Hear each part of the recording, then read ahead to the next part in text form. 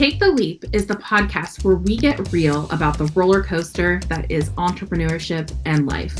Sure, some folks make running a business look like a walk in the park, but let's be honest, it's more like a wild ride through a theme park with a lot of unexpected twists and turns. Join us, your co-hosts, Ashlan and Tory, as we spill the beans on our own real-life experiences and shine a spotlight on some amazing guests. From the highs of success stories to the lows of epic failures. And hey, we'll even throw in some cringe-worthy, laugh-out-loud, embarrassing moments for good measure. So buckle up and tune in every Tuesday and Thursday for a dose of raw, unfiltered truth about what it's really like to chase your dreams and build a business. Whether you're a seasoned entrepreneur or just dipping your toes into the startup world, we've got something for everyone. Even if it's just to make you think, wow, I'm glad I didn't do what they did.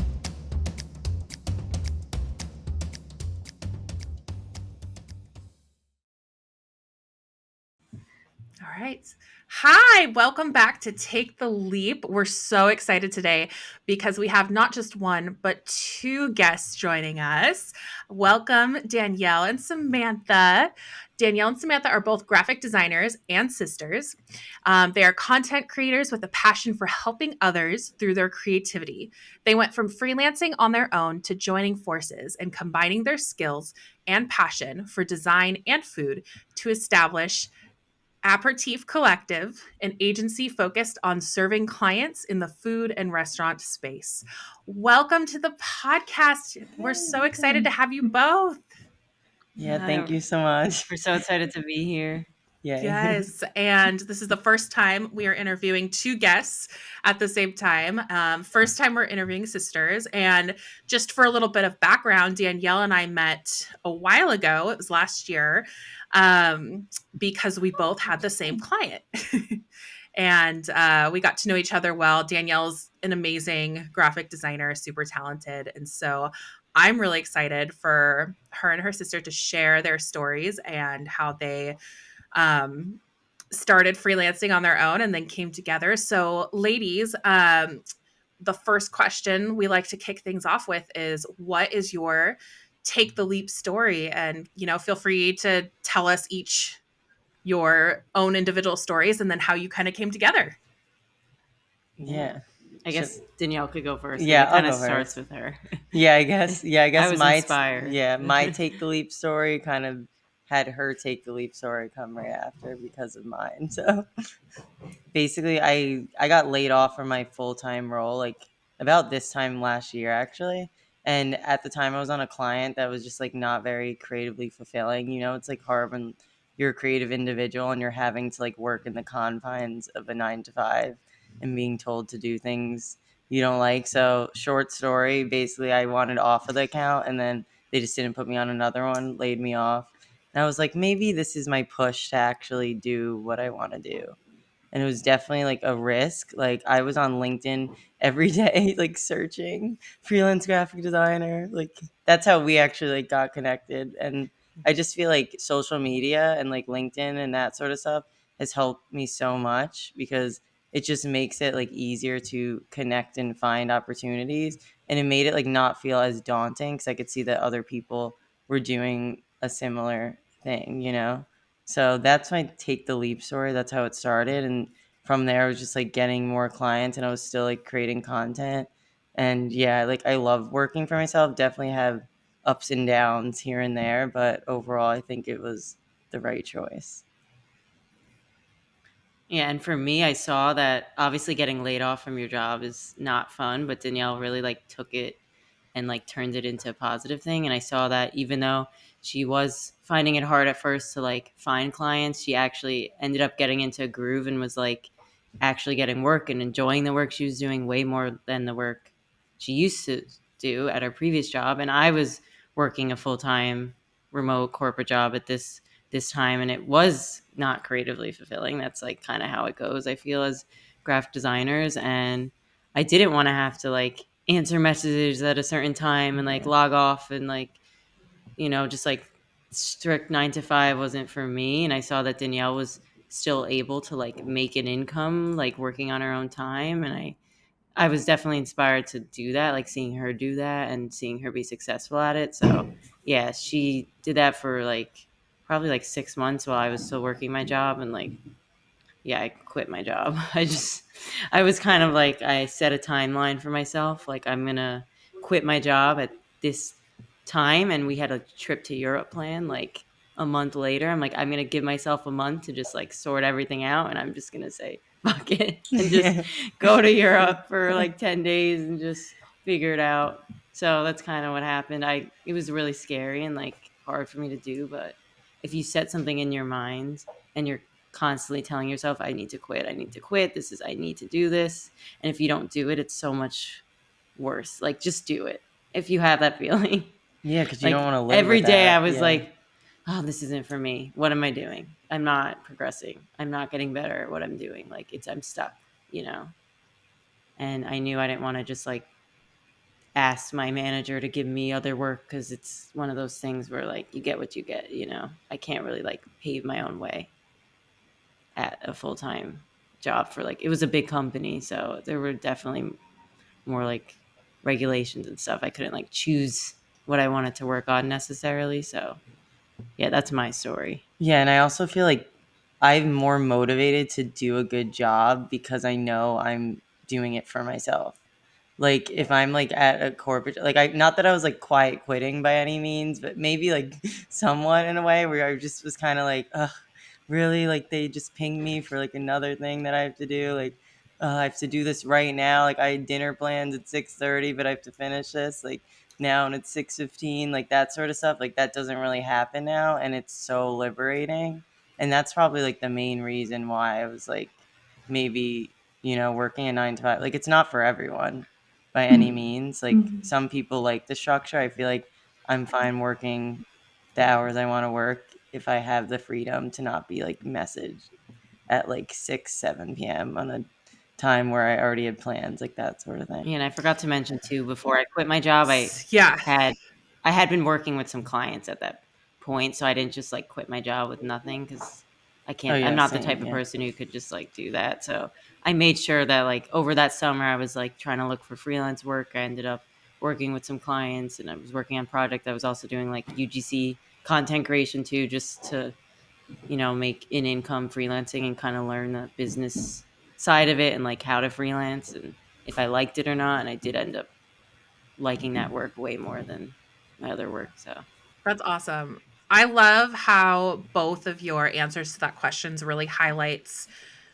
that everybody has like a different path to entrepreneurship, right? Mhm. So some people, they do it out of necessity and then find out that they end up loving it, and it becomes like, why did I even do a 9 to 5 beforehand? And then other Mhm. people, they aren't sure yet necessarily, but they see someone else do it and they're like, oh wow, I can actually do that, that is attainable, and then they're able to do that. I just love that both of your answers really highlight, the differences, the different paths that people take to entrepreneurship, and there isn't one right way to do it. Mhm. Everybody has their own journey.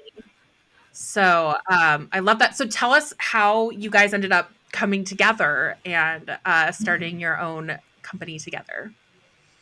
Yeah, so I was working on one client. It's like a company that has a bunch of food brands, and Samantha was seeing all like the fun projects I was on, and at the time she had just quit her job, and I was like, let me just like ask the project manager if yeah, I think it there's was room. before I quit my Oh, job it was actually. before you quit your job, right? Yeah. Let me just like tell them like, oh, I have a sister who would love to like help me on these projects, and we like collaborated on some, and like it was just like a lot of fun to collaborate.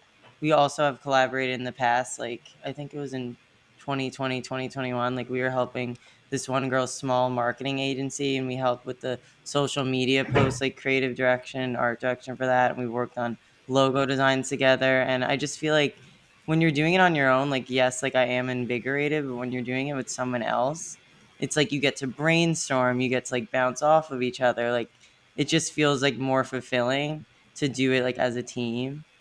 Hmm. Yeah, I agree. Yeah, it's definitely easier to like figure this whole crazy thing out together, Yeah, that because it's too. just like all new for both of us, and we're kind of like figuring it out together. And Danielle will learn something from something she sees online, and then she'll tell me, and like vice versa. So we're kind of like speeding through the whole like learning process because we're able to work with each other and learn from each other. Yeah, I agree. Like, I feel like it's hard if you're just like thrown in the dark on your own. But when you have people around you who are doing the same thing, they can learn something from a YouTube video they saw and relay the information to you, and you're able to just gain more knowledge like so much faster. And Yeah. that's definitely helped. Like, I don't know if Samantha wasn't like by my side in this. Like, I don't even know. Not that I Yeah. couldn't do this, I was doing it on my own, but I would feel a lot more like stressed and anxious and alone. Yeah. So it's nice to like have each other like to go through the process together. Yeah. And also when I was making the decision to quit my job, I believe we talked about this too, like that we wanted to make an Yeah. agency together before that. So we have been It's thinking been about this. brewing. Yeah, I feel like we probably even thought about this years ago that we wanted to do this at some point. So it's not like we just decided to do it one day. Like it definitely was not really long time coming, but it was going to happen regardless because we're living together. Yeah. We're doing the same similar thing. Like we have the same career type of, not the Yeah. same exact career, but Not exact, but similar skills. Like we work well together because we're sisters. We know each other. It's easy to communicate. It just like makes sense, So, yeah, exactly. and why not put the two of us together? We could probably accomplish way more than if we were doing it separately on our own. Because then we're kind of feel like we're competing against each other almost. Yeah. And that if you have a sister, like that's not a good situation to be Yeah. in. Like we don't want to be competing. Exactly. Like for the same jobs, like it just gets like messy Yeah. sometimes. I love your story of That makes collaboration. I sense. mean, I feel like your story mirrors like Tori and I's story in very similar ways. Like Tori got laid off and started Really? her business. I started mine like as majorly as a side hustle, like 6 months later, and then we came together to form Take the Leap together. So a lot of synergies there as well. So I love your story, and I love that you are collaborating and not competing against each other, because that is something that Tori and I very much value, as well as marketing professionals. But yeah, I would love if you can share with our audience, what is a piece of advice that you would give yourselves, knowing, when you had first started, knowing what you do now? So obviously there's a lot of Water pieces break. of Yeah. advice that would be helpful. A lot of pieces of advice that would be helpful for someone who's trying to be an entrepreneur. But for me, I would say to focus on like one or two things at once, or you're not going to accomplish anything. Because I found that when we were working on building our business, like making the website, looking for a niche or clients and all of that, like when we were building that, I was like also like, oh, I need to find work for myself to make money in the meantime, and I need to do this and do that. And it was just like my brain was all over the place. And yeah, I just thought for a second, like it hit me, just this epiphany moment that like, wait, why am I trying to do stuff on my own if we're starting a business together? Why am I actively going out and seeking things on my own that's tearing away from our ability to do things together? So just focusing on that one business or thing that you want to build and really having that be like the main thing, and then maybe doing one or two other things. I know as entrepreneurs it's kind of hard to just do like one business only or one side hustle, or work on one type of, especially as creative, it's hard to just do graphic design. Like I make content too because I enjoy both of that. So just focusing on those two things and not trying to get design clients on my own just because I'm like nervous about the money at the moment. Like it's not Yeah. work. It didn't work. It wasn't working. And I think we got into a place where now I'm really focused on our business and working together. And it's definitely a lot better mentally. And I know I have a more clear head. So yeah, that would be advice that I wish I knew about before going into this. But now I'm not like that. So now I think it's more clear.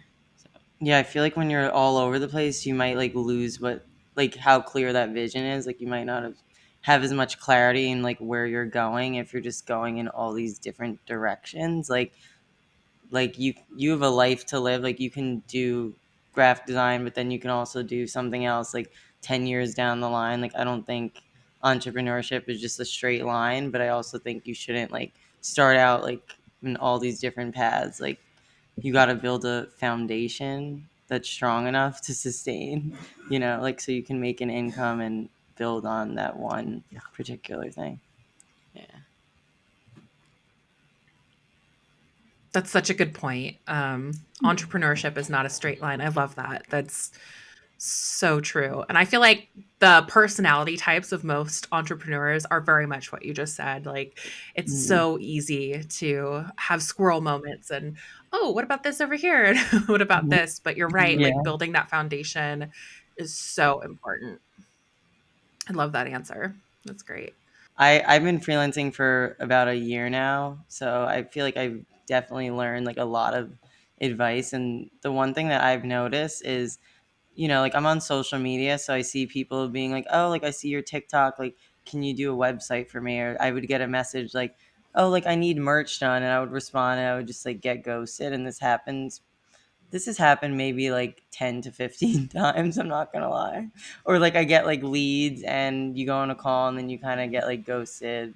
And what I basically learned is to not be discouraged, like, and also to not see that and get super excited. It's kind of, you got to be like honest with yourself and know that I'm not being negative, but I'm also being realistic. Like I have to keep in mind, like someone could be messaging like a bunch of different designers for the same thing.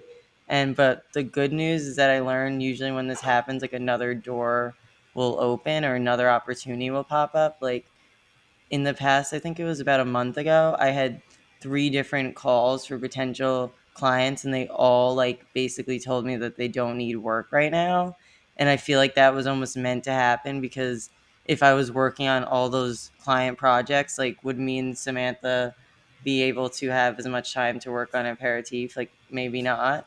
And we actually just got like a client that we're making branding for, which is super exciting. Not in our niche, but it's still like our first, I guess, like branding project, like as Aperitif. And I thought to myself, like, oh, like maybe it was for the best that I didn't get those opportunities right now because I believe in like timing and that sort of stuff. And I really think that when an opportunity falls through, another one will come. Yeah. And actually this happened because I got connected with someone to do freelance work and I said, "Oh, my sister can help too." And then we ended up doing a test project and just the communication was off and it was just Yeah, it was bad. weird and we ended up like not working together. So we didn't move forward with that, but right after that is when Like a few days later. later we got another like client lead. So now we have that project to focus on. And if we had been having to focus on the other projects, the other client work, we'd be so overwhelmed. Like I feel like everything lines up in a way that you're not super overwhelmed because if one door closes and another one opens, like if both doors were open, like you might have to turn things down. Like things are being turned down for us without us having to make that decision, and that's just like the power of like the universe and timing and all of that. Like I believe in that. So yeah, and that's I think whatever's meant to be. Yeah, as as entrepreneurs in our business, like if a client doesn't want to work with us, we don't want to work with them, like not meant for us, we'll move on, work with someone else. There's plenty of clients out there. Exactly. And that's like sort of what I learned from getting laid off too. Like I was kind of like, oh, like maybe being laid off, this is like the door closing for another one to open. Like it's really important to view life like that as an entrepreneur, because if you're like super like down and negative that maybe your clients are slow at the moment, because I've learned like in the past year, like there are busy seasons. Like the past couple months, like probably from the holidays to February, March, it was slow, and now all of a sudden like I feel like the springtime, like spring, summer, like that sort of timing is very busy. And I'm noticing like that everything ebbs and flows and that income and clients are not going to be super consistent. And you have to be okay with that. I just said like 5 pieces of advice in one. I know, it's great. Thing, but... It's It's all so good, and it's so true. I think that's one of the biggest challenges, at least that I have, and I know that other entrepreneurs face, is that ebb and flow, like you said. Mhm. Getting used to that ebb and flow, learning how to try and predict it, but then also just having faith that in yourself, in the universe, in whatever, that, this opportunity didn't work out, but another one's going to come and replace it.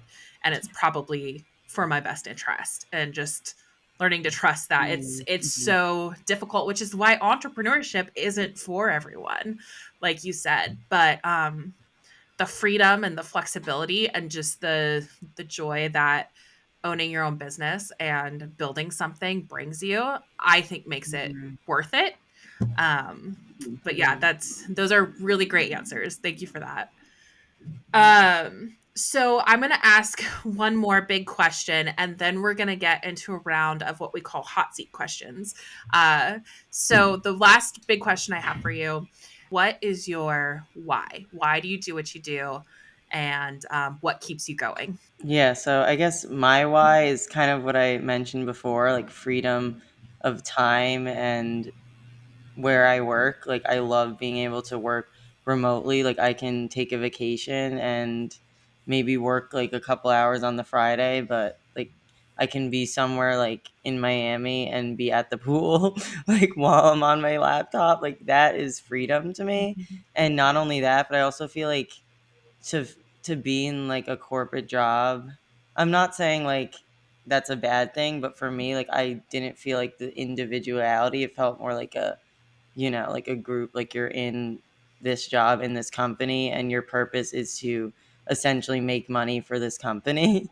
That sounds really like negative, but that's like how I kind of think about it. Like I want my purpose to be more clear cut and to forge a path on my own. So that's the deeper why, and the I guess not as deeper why is the freedom of time and like the flexibility of where I can work.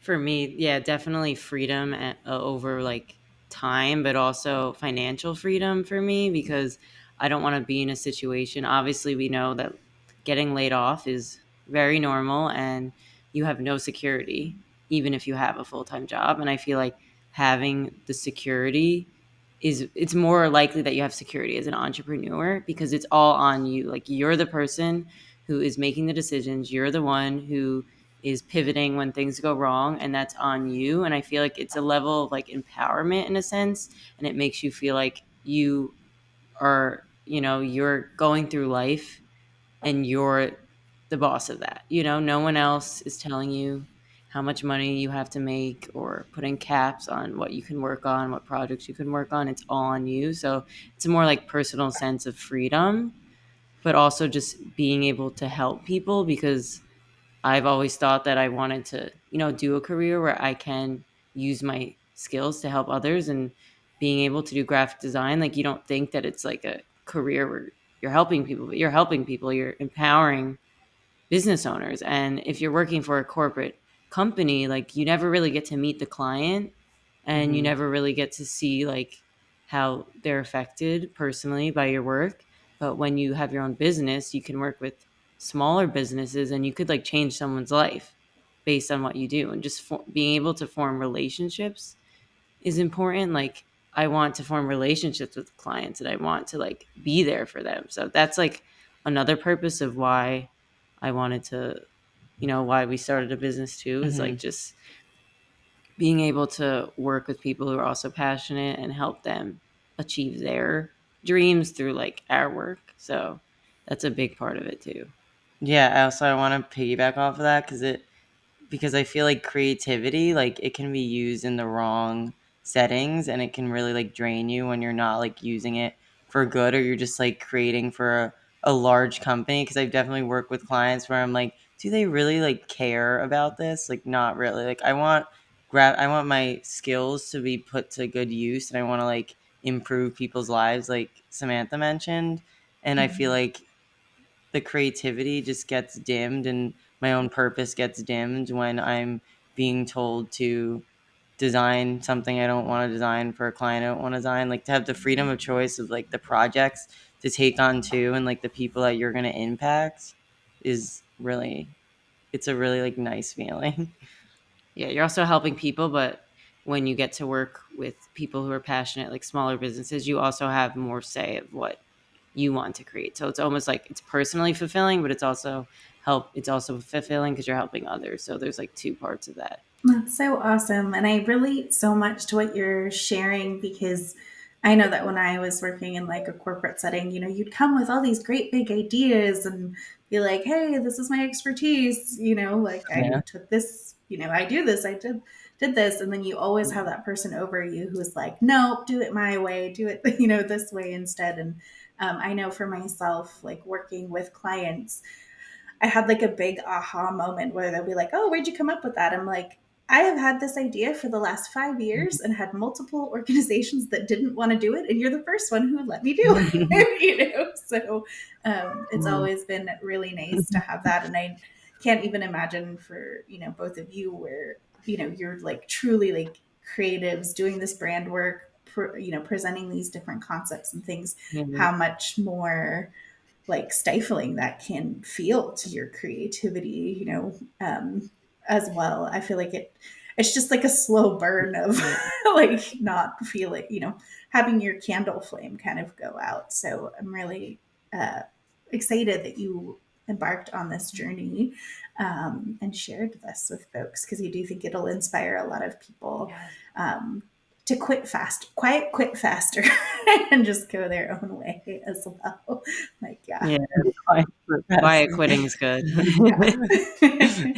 Oh, I was just saying it's okay to quit things. Yeah, that's true.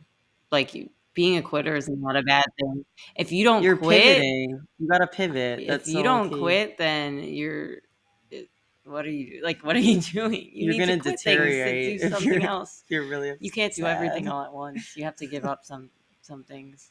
Are we ready for the hot seat questions? So I did stalk both of your Instagrams and found out that you use so many creative tools that I don't know about. So I wanted to ask both of you, what is your favorite tool that you use in your creative work and what, you can't like live without? Because I feel like I'm going to try a bunch of stuff that you had talked about on your Instagram account. Like software or just anything? Like anything, really anything. Because I would say Illustrator, if that. Adobe Illustrator. I love Adobe Illustrator so much. Yeah. That's my favorite. Yeah. Honestly, I just discovered this tool that I'm like obsessed with, and I don't know how I didn't know. It's the arc tool. Like, you've seen like text that's in like a semicircle. Like this whole time I was just drawing a circle and then I would do type on a path and then it would never be like centered. And I discovered like the arc tool, if you press shift, I'm getting like graphic design. I didn't know we were going into like specific tools on the software. Okay. But I like recently discovered this and I'm like, I love this. Like if you hold down shift, it makes the arc like a perfect semicircle. And then you can type and like move it. You can even center the text. And I don't know. I feel like type that's like circle. I feel like that's really trendy right now. And now that I know how to actually do it correctly, it really excited me. Nerds. We're nerds, I guess. That is really exciting. Photography. Yeah. I love it. All right. Switching gears, I'm going to ask you my favorite question. What is your best or worst unsolicited advice that you've received at any point throughout your career? I'm thankful that everyone I've worked with in my career is very supportive. But I wouldn't say this is advice, but like it was like a coworker. I had a job in like healthcare advertising and it was definitely not exciting. And like she was an art director. I was a junior art director. And she was like, oh, like if you want to get higher pay, you have to like, or if you have to move up. Or she said something that you have to move up within the company. Like I stayed at this company and I went up to art director, and now if I move to another company, I'll get paid more. Like you just got to climb the ladder. Like she was just basically saying like climb the ladder. Like that was her advice, like to climb the ladder. And I'm glad I didn't stay there and do that because I hated that job. So I wouldn't say that was advice that she like gave me specifically in conversation, but yeah, she was just talking about climbing the ladder. She was telling this to the other junior art director while I was sitting there, and I heard that, and I'm like, not me. That won't be me. Yeah. That doesn't. I guess I Yeah. could think of a scenario when I was in my corporate role where the creative director, he was like, like there were like no boundaries, and actually this advice came from Samantha. Like Wait, she would, what? I feel like I gave I you remember bad like I was like advice? in the car, like drive, like we were driving to the mall. It was like a Friday. It's like 6 p.m. I'm like, oh, like I'm good to like clock out, and like he's like messaging me like, oh, like edit this and that, and I'm like, and I think you were like telling me to just like say you can't, like just tell him you can't, like set a boundary, because I'm like I need to learn that, because when I was in my role, like I just felt like you kind of have to say yes to everything, and I was just like I can't do this right now. I'm sorry. Like I'm in the car. I think I tried actually like doing it, but I was like on my phone and it didn't really work, but I was just like I'm sorry, like I can't. It was maybe like 6:30 on a Friday. Like you're really. And then he responded. He was like, "Oh, I'm gonna step off my computer and come back on in an hour or so, and I can like edit." I'm like, this is crazy. Like it was just like a video, like a reel that was going on Instagram. They just needed the caption adjusted. I'm like, can this wait till Monday? Yeah, so I guess that just learning how to set boundaries, but now it's like obviously different. It's still kind of the same, but it's different because I feel more comfortable setting boundaries like as a self-employed person than in a full-time job, because you feel like if you set too many boundaries, they could fire you, or like you would get called out. Like I had a boss that was just like kind of mean, so I was like afraid to say no when I needed to. That's really wise. I feel like a lot of entrepreneurs who kind of come from that world and then start going out on their own, myself included, have a hard time in the beginning of their business kind of setting boundaries with clients because they're so used Mhm. to not having any boundaries with their previous jobs. And I know it took me a little while to learn, like, oh, wait, I make the rules. I'm in charge of my schedule. No, I don't work after a certain time. No, I don't answer my phone on the weekends, and I think it's just a good reminder of why you do what you do, because you want your own freedom and your time back. So I just think that's really powerful. That was great sisterly advice. Yeah, you probably don't even remember, but I remember we were Yeah. in the car. You're I like, do. why are you I worrying do about this? remember Just don't because answer. that's happened to me before, and I was like, Yeah. I can't. And they're like, no, you have to. And Oh, but I was yeah. like, you can try, see what happens. I And guess. I'm sure it It was doesn't fine. hurt to say Yeah, it, just to ask, just to ask. exactly. Yeah, boundaries are so, so important. I also think back to back in the day when a lot of the people that we're working with now, cell phones weren't a thing. Like, pretend that you wouldn't see me until 8 a.m. the next morning. Like, just, could we go back to that where Mhm. people just like didn't need to be attached and like working all the time 24/7? Because it's just, yeah, we were fine, years ago when that's like wasn't a thing. I feel like that's a little bit of a downside of like our massive amount of connectedness to the internet and things like that. I think I was really fortunate that I changed jobs one more time before I went into entrepreneurship. So I like set so many hard boundaries at that last job. I was like, I don't get email alerts on my phone. I don't answer things after a certain time. Like, you told me I could close my laptop at 5. So doing that, not taking meetings, not doing the thing, like, yeah, it's much better when you kind of set those, at the start than have it to work your way out of like, oh, I started doing this wrong. And now people have this expectation that she's available 24/7 when we're really not meant to be. Yeah. Yeah. Awesome. Yeah, that reminds me of the job that I quit, the last job, full-time job I had. I got to a point where I was like freelancing too on the side, and I was like, what do I do when like I have a potential client meeting, but there's like a kickoff meeting on the calendar? And like actually my brother told me, he's like, oh, just like say that you're busy on the calendar. Just say you're at lunch. And it hit me. I'm like, wait, I can do that because I work remote and they don't know. They don't know what I'm doing. I would go to Pilates and I would just put the little salad or whatever, like I'm eating lunch for the hour. I'm like, they don't need to know. And they were very respectful of my boundaries. That company was like very great. People I work with were great. Like I could set boundaries and they were actually honored. So it's not normal though. Like that's not that normal for corporate jobs. So Yeah. yeah. Yeah, I feel like I experienced like I was on like multiple accounts like at my full-time job at an agency, so I experienced like really nice and like understanding people and not so understanding people, and I learned like the importance of who you work with and like them being understanding of your boundaries. Absolutely. That is super So important. important. Yeah. Mm-hmm.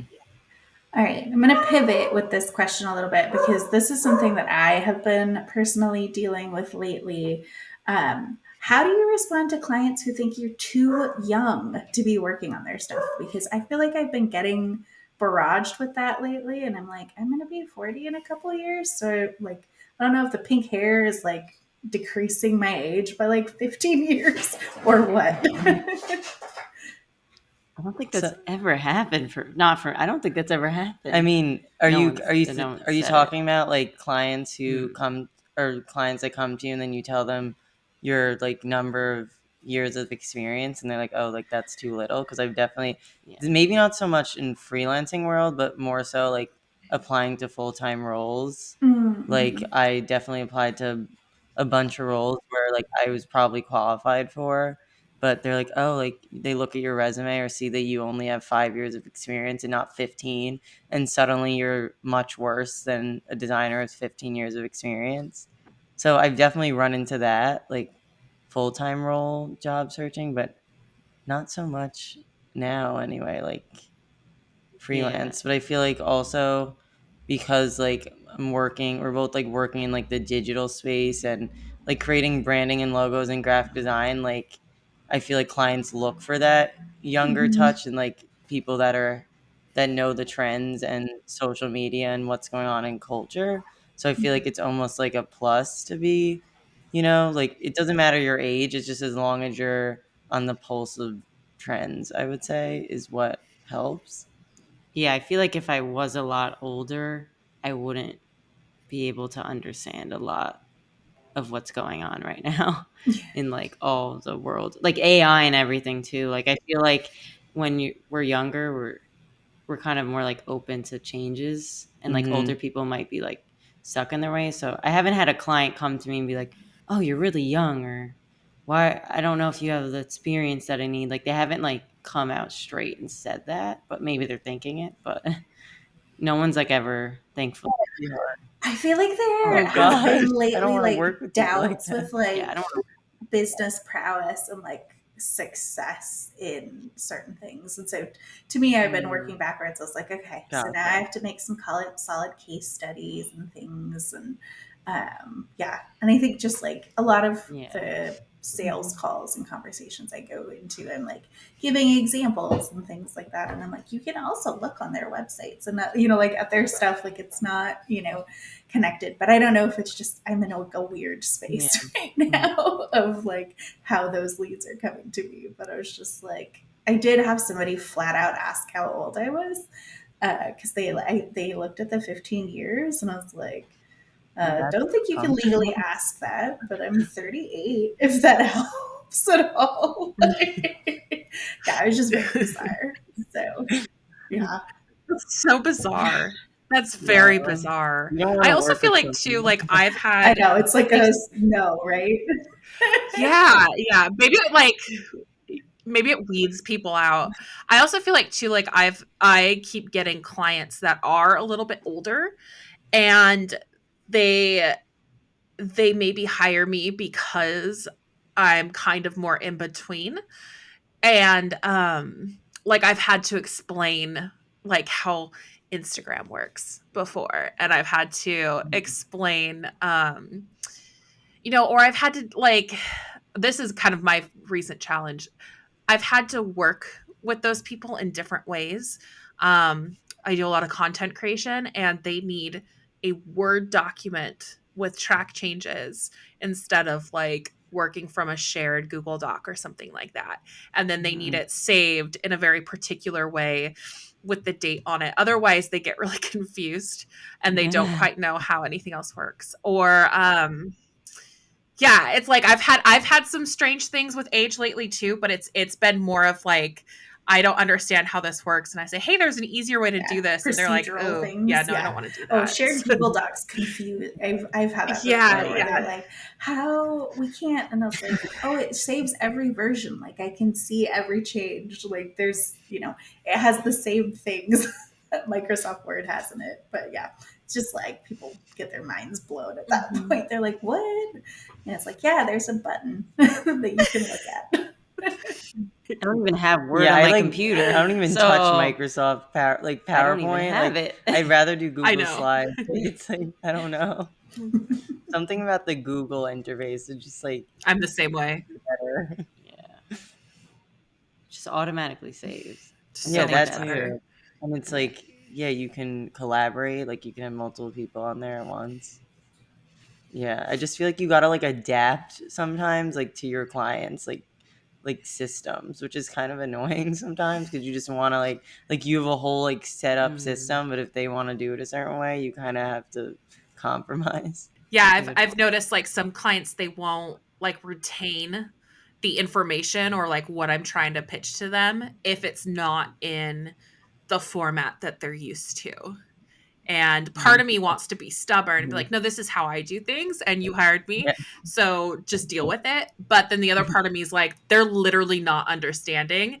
And if it's just so much easier and it's going to make more sense to them if I do it this way, then we can save a lot of back and forth. So yeah, I guess that is the fun parts of being an entrepreneur is like, what are you willing to compromise on? And then Hold the line. what things are you? Yeah, for sure. So I'm going to go to a completely different topic again. So because you both design for restaurants, it's very clear that you both love restaurants and food and drinks. So I just want to ask a fun question. What is your favorite restaurant or favorite food experience that you've had? Okay. I have so many favorite restaurants. Like I kid you not, I make an entire list. Like I had a whole like New York City restaurant list, Charlotte when I lived in Charlotte restaurant list, and now Miami, and I like rate them and like write in detail. Like yeah, I have a lot of favorites, but Planta, I don't know if you've I was heard of gonna it. say that. Because it's one of my favorite. Like it's all vegan. Like I am not a vegan. Like I like meat. Like I don't eat meat all the time, but like I'm not a vegan. But this food is like unreal. You need to go if you have the chance. It's called Planta Queen. They have like it's Asian fusion, but it's all vegan. So they'll have like a crispy tuna rice, but it's really watermelon, which sounds crazy. But it doesn't really taste that vegan, and it's Wow. so good. Like one time when we were living in New York City, we just went. Me and Samantha were like, "Let's like go to Planta," and we just like balled out, kind of, and It was just like like a got like random night It of was the just a week, random too. night. I'm like, because I had been to Planta. I think I had been to Planta for the first time in Miami because there's one, right? Was that the first time we went? And then I realized that there was one in New York City when we were living there. So I'm like, let's go. And it's just like an experience. Like they have like the garlic noodles. They have, like all the vegan sushi that doesn't taste vegan. We got a matcha cheesecake that was completely vegan. Like it's just, I love how creative it is because it's just so good. But like the fact that it's all vegan is just, I'm like rambling about this. I love that restaurant. I'm so passionate about it. I need to go back. It's been like a year, but I love that. That's It's hard for me awesome. to- Well, that sounds delicious. And so good.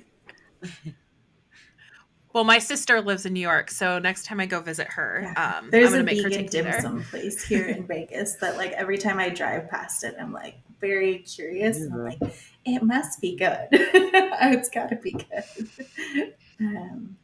Awesome. Well, last question.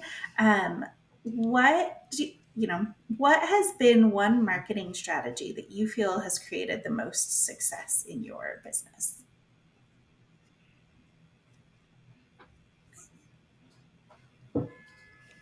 I feel like using social media, is that like really vague? Yeah, I mean, for us right now in our business that we just started, we're kind of just started, so we don't really know like Yeah. what's Mhm. most effective right now because we haven't like been at Trial it and for a error. while.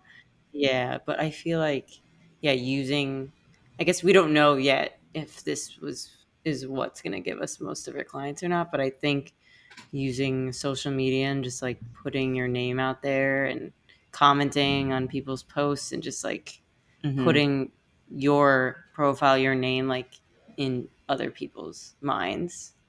I don't know if that's gonna be the best marketing strategy, but I know Yeah. that is better than just like not doing it at all, you know? Yeah, if I could think about like my own freelance journey, like during COVID, like both of us were like living at home, like right out of college, and I just went on Instagram and was just designing like random like art. Like I was going nuts in Photoshop. I was in Photoshop for like hours a day just to like pass the time and just putting your work out there. Like I ended up getting a girl like DM me and say she wanted freelance work, and we had worked together for like several years, and that like showed me that wow, like you just have to show people like that you can do something and they will believe you versus just like saying you're a graphic designer and maybe just having a portfolio but not having any other means of people reaching you. So that's what we're trying to do for a business. Like I feel like having a website nowadays just isn't enough. Like you need to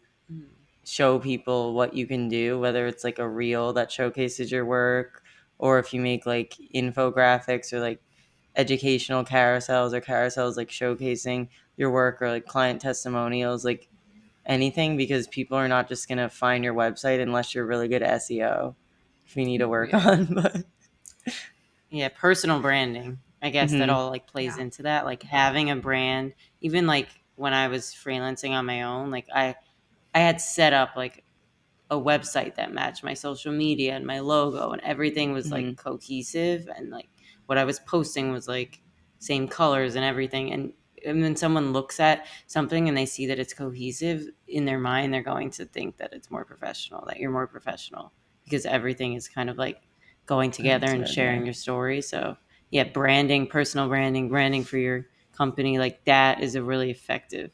That's why I love branding too for other people, because like I know how important it So is. important. I love that. And it's so true. Yeah, it's not enough to just have a website or a portfolio or, an Instagram page that you occasionally post to. You Mm-hmm. have to actually show what it is that you do and how you can help people. Um, and that's how you're able to get clients. So that's great. That's wonderful. Well, thank you. Thank you so much for sharing your journey and your stories. And we're so happy to have you. Before we wrap up, we want to give you two the opportunity to plug everything that you want. So, how can folks find you? And how can they get in touch with you? And yeah, give us all the details. Yeah, so our business is Aperitif Collective, and it's that handle on Instagram. And we started a TikTok, and we need to definitely be more consistent on that. But also, the website is also Aperitif Collective, and we have a link tree in our bio where you can contact us, see our work, that sort of stuff. And then I'm Delirious Designs on TikTok and Instagram with an underscore after the S, where I post a lot of educational content and helping freelancers and graphic designers, as well as like people who are self-employed, just sharing tips as well as some tutorials here and there. And yeah, I like the community on there because I feel like people always want to learn something, and I like being that person to teach them. Yeah, and I'm at SG underscore designs with two S's on Instagram and TikTok. And like Danielle, I do post content like geared more towards graphic designers, aspiring graphic designers, just trying to learn graphic design and the best tools to use, but also sharing my own experience and advice for getting into the industry since it's not easy out here. So just want to share like what I've gone through to help other people not make mistakes I did, and yeah, get an overall feel of like if this career is for them and if they want to freelance or work a full-time job. So yeah, that's kind of what I talk about on there. Yes, thank you for so being with much. us. We so Thank you so appreciate. much. For having So much Yes. fun. No, this is so nice. Like we're just like chit chatting. I love this. I could talk for like hours all about I this. know I'm this is so invigorating. passionate about it. Thank you for listening to the Take the Leap podcast. We hope you found useful takeaways you can apply to your entrepreneurial journey. Subscribe so you don't miss future episodes, and keep in touch and follow us on Instagram. If you have business questions, shoot us a direct message or leave us a comment. We'll try to cover it in an upcoming episode. And visit our website, taketheleap-today.com, for more resources like our online course that accompanies this podcast.